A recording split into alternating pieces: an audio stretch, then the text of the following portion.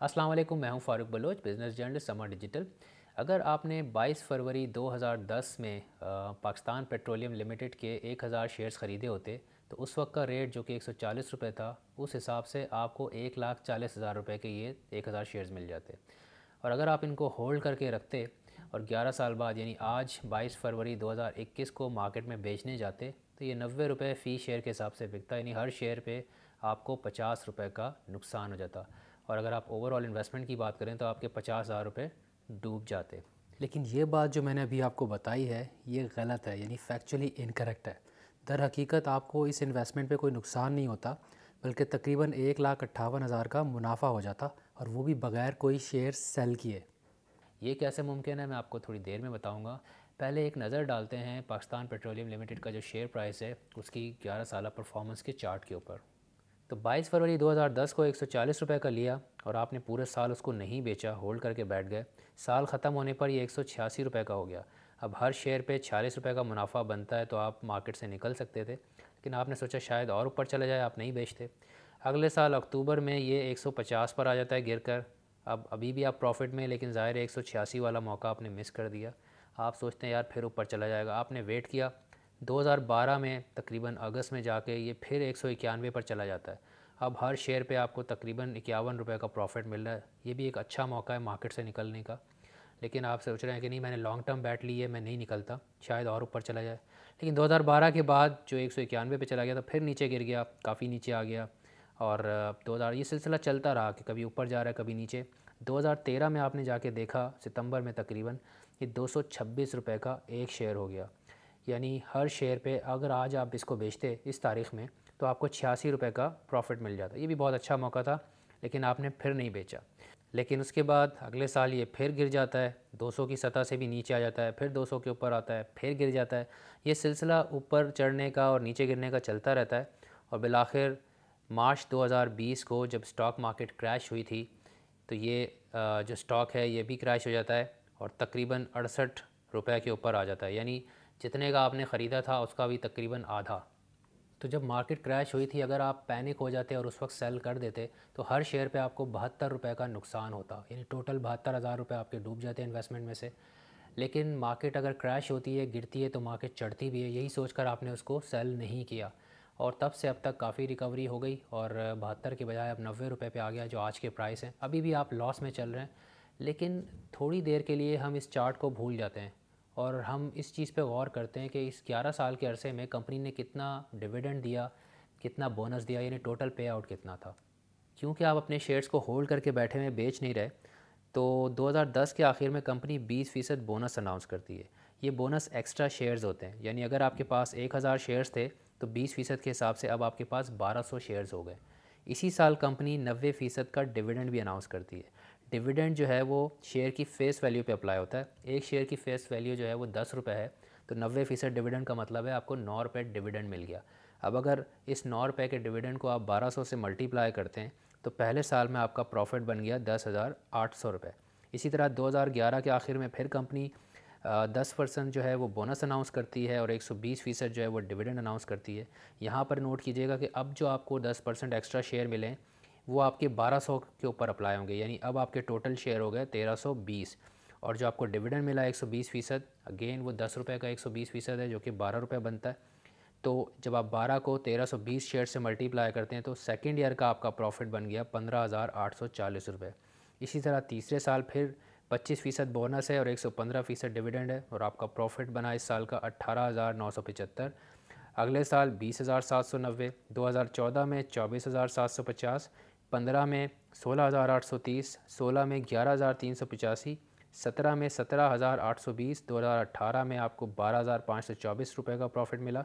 2019 को ख़ास नहीं रहा, सिर्फ 5,465 रुपये का प्रॉफिट। और 2020 में कंपनी ने कोई बोनस नहीं दिया, लेकिन 10% का डिविडेंड दे दिया जो 1 रुपया बनता है। तो ये साल प्रॉफिट के लिहाज से बहुत ही बुरा रहा, सिर्फ 2,732 रुपये का प्रॉफिट मिला। लेकिन अगर आप अपने जो 11 साल का प्रॉफिट है इस सब को ऐड कर लें तो आपको टोटल 1,57,910 रुपये का प्रॉफिट मिल गया।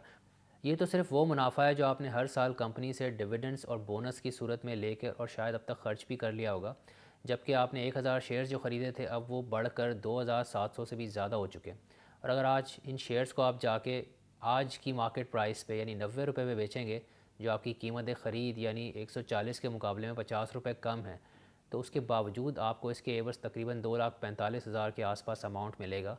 और अगर आप टोटल अपना अमाउंट जो है उसको एक्यूमुलेट करते हैं, ये 4 लाख से भी ज़्यादा बनता है, यानी आपको 1,40,000 की इन्वेस्टमेंट पे तकरीबन 2,60,000 रुपये का मुनाफा हो जाता है। बोनस जो है ये एक्स्ट्रा शेयर्स होते हैं, यानी जितने परसेंट बोनस अनाउंस करेंगे उतने परसेंट एक्स्ट्रा शेयर्स।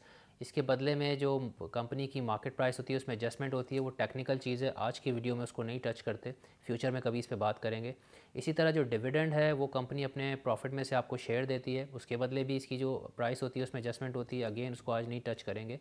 तो ये जो बोनस और डिविडेंड्स होते हैं इनको मिला के हम पे आउट्स कहते हैं, और बहुत सी कंपनीज़ बहुत अच्छा पे आउट देती हैं। जो आपने एग्जांपल देखी पाकिस्तान पेट्रोलियम लिमिटेड की, इससे साबित होता है कि शेयर प्राइस 50 रुपये गिर गया उस कीमत के मुकाबले में जिस पे आपने ख़रीदा था, उसके बावजूद जो आपका मुनाफा है वो ठीक ठाक है, क्योंकि आपने 11 साल तक कंपनी से डिविडेंड और बोनसेस जो है वो वसूल करते रहे, वो प्रॉफिट आप उससे लेते रहे। हमने एक एग्जांपल यूज़ किए, लेकिन ऐसी कई कंपनीज़ हैं स्टॉक मार्केट में जो कि अच्छा डिविडेंड अनाउंस करती हैं, अच्छे बोनसेस देती हैं, उनकी एक हिस्ट्री है। और अगर आप उनका पे आउट देखेंगे तो आपको लगेगा कि यार लॉन्ग टर्म में तो ये कंपनी नुकसान कभी देगी ही नहीं, बल्कि प्रॉफिट ही देगी।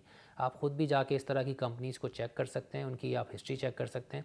आप स्टॉक एक्सचेंज की वेबसाइट पर जाएँ, वहाँ पर डेटा पोर्टल को आप क्लिक करें। डेटा पोर्टल में टॉप राइट पे आपको एक जगह सिंबल का ऑप्शन नज़र आएगा, उसमें कंपनी का नाम आप टाइप करें और उसकी डिटेल्स खुल जाएंगी, उसके फाइनेंशियल्स आ जाएंगे। और अगर आप स्क्रॉल डाउन करके थोड़ा सा नीचे जाते हैं तो वहीं पर आपको उसकी पे आउट हिस्ट्री नज़र आ जाएगी। और पाकिस्तान स्टॉक एक्सचेंज की वेबसाइट पे एक लिमिटेशन है, सिर्फ 5 साल की आपको हिस्ट्री मिलेगी, जबकि जो एग्जांपल हमने आपसे डिस्कस की उसमें 11 साल की हिस्ट्री थी। उसके लिए हम शुक्रिया अदा करते हैं सरमाया.pk का, जो हमारे रिसर्च पार्टनर है इस वीडियो के लिए। एक बार और नोट कर लें कि जो प्रॉफिट का अमाउंट हमने निकाला है वो एक अच्छा एस्टिमेट ज़रूर है, लेकिन एग्जैक्ट अमाउंट नहीं है।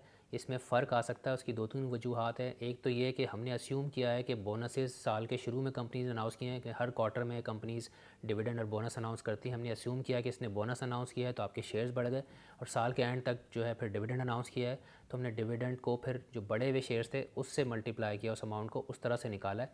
लेकिन ज़्यादातर जो परसेंटेज वाइज देखा जाए तो डिविडेंड का अमाउंट बहुत ज़्यादा है, तो मोर और लेस इसके आप करीब करीब ही होंगे प्रॉफिट में।